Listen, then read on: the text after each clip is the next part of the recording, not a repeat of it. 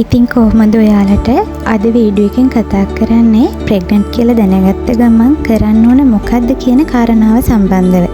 එහෙනම් වීඩියෝ එක ඉවර වෙනකන් අපිත් එක්ක රැඳිලා ඉන්න කියලා ආරාධනා කරනවා. ඒ වගේම අපිව subscribe කරලා නැති කෙනෙක් නම් subscribe කරන්න කියලාත් ආදරයෙන් මතක් කරනවා.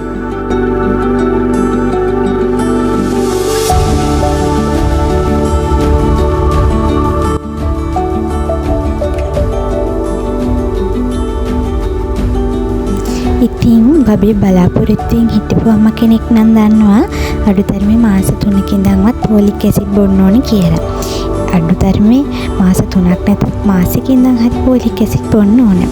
ඉතින් එහෙම නැති අම්මා කෙනෙක් නයි කියන්නේ අනපේක්ෂිත ගැබ් ගැනීමක් නම් ප්‍රෙග්නන්ට් කියලා ඔයා දැනගත්ත දවසේම ඒ මොහොතේම අනිවාර්යයෙන්ම ෆෝලික් ඇසිඩ් ගෙන්නගෙන බොන්න ඕන.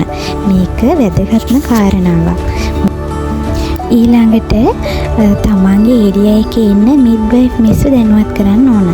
එයා දැනුවත් කරාට පස්සේ එයා ගෙදරටම ඇවිල්ලා අම්මව රෙජිස්ටර් කරන එකක් කරනවා. එයා පොඩි කාඩ් එකක් දෙනවා. එයා ඇවිල්ලා වගේ විස්තර අහලා බබාගේ ඩෙලිවරි ඩේට් එකත් කියනවා. EDD එක. ඉතින් මේ වගේ ගොඩක් විස්තර ඔයාට කියනවා. ඒත් එක්කම ඔයා ක්ලිනික් එන්න ඕන ඩේට් එකත් එයා දැනුම් දෙනවා.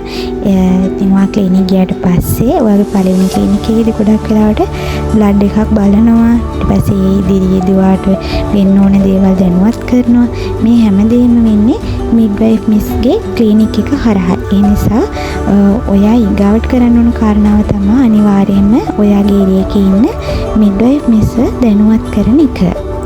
හරි, ඊළඟට දැන් ඔන්න ප්‍රෙග්නන්ට් කියලා දැනගත්තට පස්සේ ෆෝලික් ඇසිඩ් බොනවා, මිඩ්වයිෆ් මිස්ට කියලා රෙජිස්ටර් වුණා ක්ලිනික් එකේ.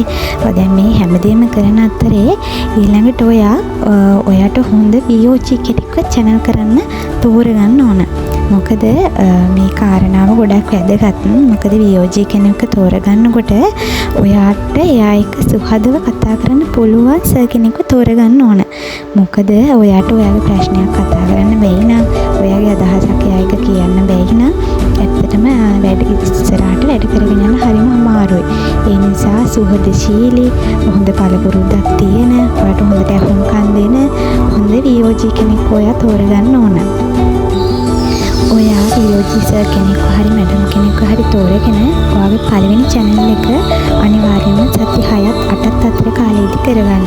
මොකද මේ පළවෙනි ස්කෑන් එක සති 6ත් 8ත් අතර කාලෙදී කරගන්න එක හරිම වැදගත්. මොකද චූටි බබාගේ කෙනෙක් කලලේ පිහිටීම හරියටම ගර්භාෂයද තියෙන්නේ, එමත් නැත්නම් අවාසනාවකට හරි නාලක එහෙම තියෙනවද, ඒ දේවල් බලා ගන්න ඕනේ. සහ හાર્ට් බීට් බලන්න ඕනේ. ඉතින් මේ හැමදේම හොඳින් සිද්ධ වෙනවද කියලා බලන්න අනිවාර්යයෙන්ම පළවෙනි ස්කෑන් එක කරගන්න ඕනේ සති 6ත් 8ත් අතර කාලයේදී.